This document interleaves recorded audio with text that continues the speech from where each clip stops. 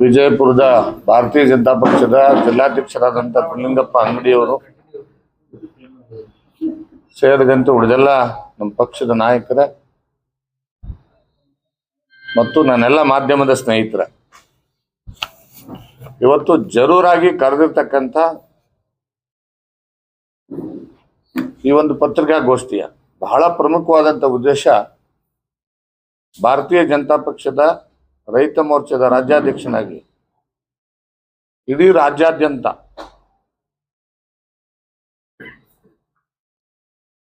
ಅತಿ ಹೆಚ್ಚು ಮಳೆ ಆಗ್ತಾ ಇರೋದ್ರಿಂದ ಕಳೆದ 10 ದಿನಗಳಲ್ಲಿ ರಾಜ್ಯದ ವಿವಿಧ ಭಾಗಗಳಲ್ಲಿ ಬಹಳ ದೊಡ್ಡ ಪ್ರಮಾಣದ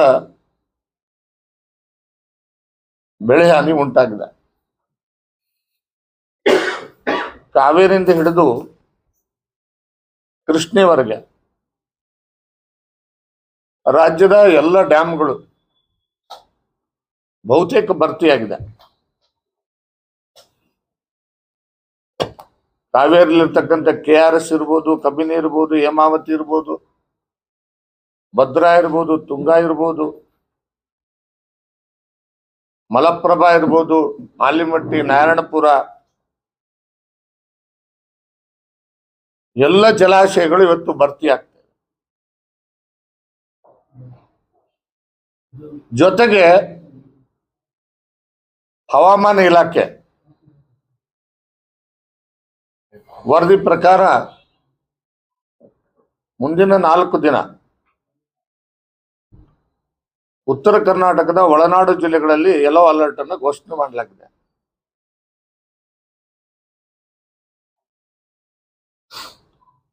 ಉತ್ತರ ಕರ್ನಾಟಕದ ಬಹುತೇಕ ಜಿಲ್ಲೆಗಳು ಬೆಳಗಾವಿ ಇರ್ಬೋದು, ವಿಜಯಪುರ ಇರ್ಬೋದು, ಬಾಗಲಕೋಟೆ ಇರ್ಬೋದು, ಗದಗ ಇರ್ಬೋದು, ಕೊಪ್ಪಳ ಇರ್ಬೋದು, ಗುಲ್ಬರ್ಗ, ಯಾದಗಿರಿ, ಬೀದರ್ ಆದಿಯಾಗಿ ಎಲ್ಲ ಜಿಲ್ಲೆಗಳಲ್ಲಿ ಬಹಳ ದೊಡ್ಡ ಮಟ್ಟದ ಭಾರಿ ಮಳೆ ಆಗ್ತಕ್ಕಂಥ ಸಂಭವ ಇದೆ ಅನ್ನೋದನ್ನ ಹವಾಮಾನ ಇಲಾಖೆ ಹೇಳ್ತಾ ಇದೆ. ಮಹಾರಾಷ್ಟ್ರದ ಮೇಲ್ಭಾಗದ ಎಲ್ಲ ಡ್ಯಾಮ್ಗಳು ಕೂಡ ತುಂಬಿದೆ. ಈಗಾಗಲೇ ಅನೇಕ ನದಿಗಳಲ್ಲಿ ಹೆಚ್ಚು ಒಳ ಹರಿವು ಬರ್ತಾ ಇದೆ ಮತ್ತು ಹೊರ ಹರಿವು ಕೂಡ ಅಷ್ಟೇ ಮಟ್ಟದಲ್ಲಿ ಹರಿಬಿಡ್ಲಾಗ್ತಾ ಇದೆ. KRS ನಲ್ಲಿ ಸುಮಾರು 1,27,000 ಕ್ಯೂಸೆಕ್ಸ್ ನೀರು ಹರಿಬಿಡ್ತಾ ಇದ್ದಾರೆ. ತುಂಗಭದ್ರದಲ್ಲಿ 1,70,000 ಕ್ಯೂಸೆಕ್ಸ್ ನೀರು ಹರಿದೋಗ್ತಾ ಇದೆ. ಕೃಷ್ಣನಲ್ಲಿ ಕೂಡ ಈಗಾಗಲೇ ನಿನ್ನೆ 1,27,000 ಕ್ಯೂಸೆಕ್ಸ್ ನೀರು ಆಲಿಮಟ್ಟಿಯಿಂದ ಹರಿಬಿಡ್ಲಾಗಿದೆ. ಅದೇ ರೀತಿಯಾಗಿ ನಾರಾಯಣಪುರದಿಂದ ಹರಿಬಿಡ್ತಾ ಇದ್ದಾರೆ. ಕಳೆದ 10 ದಿನಗಳಿಂದ ಸುರಿದಿರ್ತಕ್ಕಂಥ ಮಳೆಯಿಂದಾಗಿ ರಾಜ್ಯದಲ್ಲಿ ರೈತರು ಬೆಳೆದಿರ್ತಕ್ಕಂಥ ಬೆಳೆಗಳು ತುಂಬಾ ನಷ್ಟಕ್ಕೊಳಗಾಗಿರ್ತಕ್ಕಂಥದ್ದು. ಅದರಲ್ಲೂ ವಿಶೇಷವಾಗಿ ಉತ್ತರ ಕರ್ನಾಟಕದಲ್ಲಿ ಈಗೇನು ಕ್ರಾಪ್ ಬಂದಿದೆ, ನೀವು ಗದಗ್, ಧಾರವಾಡ ಮತ್ತು ಬಾಗಲಕೋಟೆ, ವಿಜಯಪುರ ಈ ಭಾಗದಲ್ಲಿ ನಾವು ಹೆಚ್ಚು ಈರುಳ್ಳಿಯನ್ನು ಬೆಳಿತೀವಿ. ಬಂದಿರತಕ್ಕಂಥ ಕ್ರಾಪ್ ಸಂಪೂರ್ಣ ಕೊಳ್ತೋಗಿದೆ. ಹೆಸರು ಇನ್ನು 2 ತಿಂಗಳು ಹೆಸರು ಬರ್ತದ, ಅದು ಕೂಡ ಇವತ್ತು ಸಂಪೂರ್ಣ ಕೊಳ್ತೋಗಿದೆ. ಅತಿ ಹೆಚ್ಚು ಮಳೆ ನಿಂತಿದ್ದರಿಂದ ತೊಗರಿ ಈ ಭಾಗದಲ್ಲಿ ಬೆಳೀತಕ್ಕಂಥ ತೊಗರಿ ಬೆಳೆ ಏನಿದೆ, ಕಲ್ಯಾಣ ಕರ್ನಾಟಕ ಮತ್ತು ಉತ್ತರ ಕರ್ನಾಟಕ ಬಹುತೇಕ ಜಿಲ್ಲೆಗಳಲ್ಲಿ ಹೆಚ್ಚು ತೊಗರಿಯನ್ನು ಬೆಳೀತಾರೆ.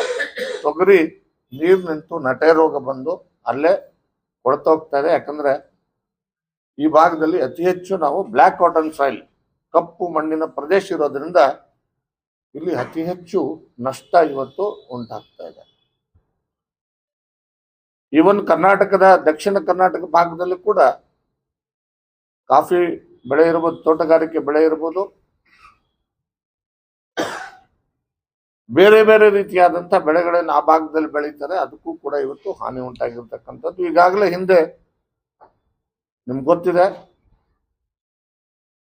ಮೆಕ್ಕೆಜೋಳ ಬೆಳೆದಿರ್ತಕ್ಕಂಥದ್ದು ಒಂದು ಹಂತದಲ್ಲಿ ಕಳಪೆ ಬೀಜದಿಂದಾಗಿ ಬಹಳಷ್ಟು ದೊಡ್ಡ ಪ್ರಮಾಣದಲ್ಲಿ ಹಾವೇರಿ, ಗದಗ ಮತ್ತು ಹಾಸನ, ಚಿತ್ರದುರ್ಗ, ದಾವಣಗೆರೆ ಜಿಲ್ಲೆಗಳಲ್ಲಿ ನಷ್ಟ ಉಂಟಾಗಿದ್ದನ್ನ ಈಗಾಗಲೇ ನಮ್ಮ ರೈತ ಮೋರ್ಚಾದ ವತಿಯಿಂದ ಸರ್ಕಾರದ ಗಮನಕ್ಕೆ ತರ್ತಕ್ಕಂಥ ಕೆಲಸ ಮತ್ತು ನಾವೆಲ್ಲರೂ ಕೂಡ ಮಾಡಿದ್ವಿ. ಈ ಮಳೆಯಿಂದಾಗಿ ಇನ್ನೂ ಹೆಚ್ಚಿನ ಮಟ್ಟದ ಹಾನಿ ಇವತ್ತು ಈ ರಾಜ್ಯಾದ್ಯಂತ ರೈತರು ಅನುಭವಿಸ್ತಾ ಇದ್ದಾರೆ. ನಾನು ಈ ಪತ್ರಿಕಾಗೋಷ್ಠಿ ಮುಖಾಂತರ ಸರ್ಕಾರಕ್ಕೆ ಆಗ್ರಹ ಪಡಿಸ್ತಾ ಇದ್ದೇನೆ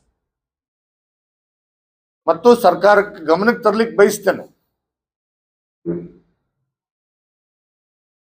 ರಾಜ್ಯದ ರೈತರ ಗಮನಕ್ಕೂ ತರ್ಲಿಕ್ಕೆ ಬಯಸ್ತೇನೆ. 2019ರಲ್ಲಿ ಸನ್ಮಾನ್ಯ BS ಯಡಿಯೂರಪ್ಪನವರು ಮುಖ್ಯಮಂತ್ರಿಯಾಗಿ ಪ್ರಮಾಣ ವಚನ ಸ್ವೀಕಾರ ಮಾಡಿದ 2 ದಿನದಲ್ಲಿ ಇಡೀ ರಾಜ್ಯಾದ್ಯಂತ ಇದೇ ರೀತಿಯಾದಂತ ಮಳೆ ಆಯಿತು.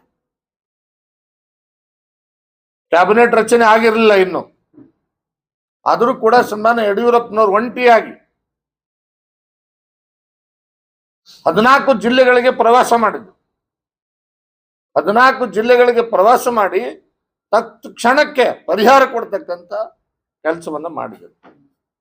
ಯಾರ ಮನೆಯಲ್ಲಿ ನೀರು ಹೋಗಿದೆ ಆ ಮನೆಗಳಿಗೆ 24 ಗಂಟೆ ಒಳಗಡೆ ತಹಸೀಲ್ದಾರ್ ಮುಖಾಂತರ, DPT ಮುಖಾಂತರ 10,000 ರೂಪಾಯಿ ಅವ್ರ ಅಕೌಂಟ್ಗೆ ಹಾಕ್ತಕ್ಕಂಥ ಕೆಲಸ ಮಾಡಿದ್ವಿ. ಮನೆಗಳೇನು ಬಿದ್ದೋಗಿದೆ, 5 ಲಕ್ಷ ರೂಪಾಯಿ ಪರಿಹಾರ ಕೊಡಬೇಕು ಅಂತೇಳಿ ತೀರ್ಮಾನ ಮಾಡಿ ಸರ್ಕಾರ ಸಂಪೂರ್ಣ ಮನೆ ಬಿದ್ದಂತೆ ಅಬೋ 75% ಡ್ಯಾಮೇಜ್ ಆಗಿರ್ತಕ್ಕಂಥ ಮನೆಗಳಿಗೆ 5 ಲಕ್ಷ ರೂಪಾಯಿ ಕೊಡ್ತಕ್ಕಂಥ ಆದೇಶವನ್ನು ಸರ್ಕಾರ ಮಾಡಿ ಕೊಡ್ತಕ್ಕಂಥ ಕೆಲಸ ನಾವು ಮಾಡಿದ್ವಿ. ಏನು 50%ಗಿಂತ ಕಡಿಮೆ ಮನೆ ಹಾನಿಯಾಗಿದ್ರೆ 50,000 ರೂಪಾಯಿ ಕೊಡ್ತಕ್ಕಂಥದ್ದು. ಮತ್ತು ಕ್ರಾಪ್ ಲಾಸ್ ಇದೊಂದು ಗಮನಿಸಬೇಕಾಗಿರ್ತಕ್ಕಂಥ ಏನು ಬಹಳ ಮುಖ್ಯವಾದಂಥ ಅಂಶ ಅಂದ್ರೆ SDRF, NDRF ನಾರ್ಮ್ಸ್ ಪ್ರಕಾರ ಏನು ನಿಯಮಾನುಸಾರ ಅವರಿಗೆ ಹಣ ಸಿಗ್ತದೆ, ಅದ್ರ ಜೊತೆಗೆ ರಾಜ್ಯ ಸರ್ಕಾರ ಪ್ರತಿ ಹೆಕ್ಟರ್ಗೆ 10,000 ರೂಪಾಯಿ ಹೆಚ್ಚುವರಿಯಾಗಿ ರಾಜ್ಯದ ಬೊಕ್ಕಸದಿಂದ ನಾವು ಪರಿಹಾರವನ್ನು ಕೊಟ್ಟಿದ್ದೀವಿ.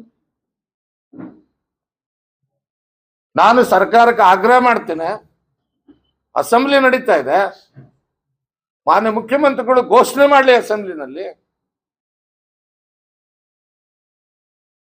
SDRF, NDRF ನಾರ್ಮ್ಸ್ ಪ್ರಕಾರ ಏನು ಪರಿಹಾರ ರೈತರಿಗೆ ಸಿಗ್ತಾರೆ, ಅದರ ಜೊತೆಯಲ್ಲಿ ಕನಿಷ್ಠ ಪ್ರತಿ ಹೆಕ್ಟರ್ಗೆ ರಾಜ್ಯ ಸರ್ಕಾರ ಒಂದು 25,000 ರೂಪಾಯಿ ಹೆಚ್ಚುವರಿಯಾಗಿ ಹಣ ಅವ್ರಿಗೆ ಕೊಡಬೇಕು ಪರಿಹಾರವಾಗಿ ಅಂತಕ್ಕಂಥದ್ದನ್ನ ಈ ಸಂದರ್ಭದಲ್ಲಿ ನಾನು ಭಾರತೀಯ ಜನತಾ ಪಕ್ಷದ ವತಿಯಿಂದ ರೈತ ಮೋರ್ಚಾ ಅಧ್ಯಕ್ಷನಾಗಿ ನಾನು ಆಗ್ರಹವನ್ನು ಮಾಡ್ತೇನೆ. ಅದಷ್ಟೇ ಅಲ್ಲ, ಇವತ್ತಿನಿಂದ ಎಲ್ಲಾ ಜಿಲ್ಲಾ ಅಧಿಕಾರಿಗಳಿಗೆ ಭಾರತೀಯ ಜನತಾ ಪಕ್ಷದ ರೈತ ಮೋರ್ಚಾ ವತಿಯಿಂದ ನಾವು ಮನವಿ ಕೊಡ್ತಾ ಇದ್ದೇವೆ. ಮೊದಲೇ ಹಂತದಲ್ಲಿ ಮನವಿ ಕೊಡ್ತಾ ಇದ್ದೇವೆ. ಏನೇನು ಹಾನಿಗಳಾಗಿದೆ ಆಯಾ ಜಿಲ್ಲೆಯಲ್ಲಿ, ಈಗಾಗಲೇ ನಾನು ರಾಜ್ಯಾಧ್ಯಕ್ಷನಾಗಿ ನಮ್ಮ ಎಲ್ಲ ರೈತ ಮೋರ್ಚಾದ ಜಿಲ್ಲಾಧ್ಯಕ್ಷರುಗಳು, ರಾಜ್ಯ ಪದಾಧಿಕಾರಿಗಳು ಪ್ರತಿ ಜಿಲ್ಲೆಯಲ್ಲಿ ಪ್ರತಿ ಜಿಲ್ಲಾಧಿಕಾರಿಗಳಿಗೆ ಏನು ಮನವಿ ಪತ್ರವನ್ನು ಕೊಡ್ತಕ್ಕಂಥ ಕೆಲಸ ಇವತ್ತಿಂದ ಪ್ರಾರಂಭ ಮಾಡಿದ್ದೇವೆ. ಏನು ಆ ಜಿಲ್ಲೆಗಳಲ್ಲಿ ಹಾನಿಯಾಗಿದೆ, ಹಾನಿಯಾಗಿದ್ದಿನ ತಕ್ಷಣ ವೈಜ್ಞಾನಿಕವಾದಂಥ ಒಂದು ಸರ್ವೆ ಆಗ್ತದೆ. ಯಾಕಂದ್ರೆ ಇಲ್ಲಿ ಸ್ಟೇಟ್ ಗೌರ್ಮೆಂಟ್ ರೆಸ್ಪಾನ್ಸಿಬಿಲಿಟಿ ಬಹಳ ದೊಡ್ಡ ಮಟ್ಟದಿದೆ. ಗಮನದಲ್ಲಿ ನಿಮಗೆ ಡ್ಯಾಮೇಜ್ ಅಸೆಸ್ಮೆಂಟ್ ಮಾಡಬೇಕಾಗಿರೋದು ರಾಜ್ಯ ಸರ್ಕಾರ. ಕ್ರಾಪ್ ಲಾಸ್ ಅಲ್ಲಿ NDRF ನಾರ್ಮ್ಸ್ ಪ್ರಕಾರ ಸೆಂಟ್ರಲ್ ಗೌರ್ಮೆಂಟ್ 75% ಹಣ ಕೊಟ್ಟರೂ ಕೂಡ ಲಾಸ್ ಏನಾಗಿದೆ ಅನ್ನೋದನ್ನ ವೈಜ್ಞಾನಿಕವಾಗಿ ಅಸೆಸ್ಮೆಂಟ್ ಮಾಡಬೇಕಾದ ಕೆಲಸ ಇರತಕ್ಕಂಥದ್ದು ರಾಜ್ಯ ಸರ್ಕಾರದ ಜವಾಬ್ದಾರಿ. ಆಮೇಲೆ ಎಕ್ಸ್ಟೆಂಟ್ ಎಷ್ಟು ಲಾಸ್ ಆಗಿದೆ, ಅದಕ್ಕೆ ಎಷ್ಟು ಹೆಕ್ಟರ್ಗೆ ಪರಿಹಾರ ಕೊಡಬೇಕು ಅನ್ನೋದನ್ನ ತೀರ್ಮಾನ ಮಾಡಬೇಕಾದಂತ ಕೆಲಸ ಅದು ರಾಜ್ಯ ಸರ್ಕಾರದ್ದು. ಸಿವಿಯರ್ ಡ್ಯಾಮೇಜ್ ಆದಾಗ ಮಾತ್ರ, if it is above 50% of the crop loss, ಅವಾಗ ನಿಮಗೆ ಕೇಂದ್ರ ಸರ್ಕಾರದ ಪಾತ್ರ ಪ್ರಾರಂಭ ಆಗ್ತದೆ. ಈ ಹಂತದಲ್ಲಿ, ಮೊದಲನೇ ಹಂತದಲ್ಲಿ ರಾಜ್ಯ ಸರ್ಕಾರದ ಜವಾಬ್ದಾರಿ ಇರ್ತದೆ, ಅದನ್ನ ಸರ್ಕಾರ ನಿರ್ವಹಿಸಬೇಕು ಅಂತ ನಾನು ಆಗ್ರಹ ಮಾಡ್ತಾ ಇದ್ದೇನೆ. ಮೊದಲನೇ ಹಂತದಲ್ಲಿ ನಾವು ಕೂಡಲೇ ಸರ್ಕಾರ ನಿರ್ವಹಿಸಬೇಕು ಅಂತೇಳಿ.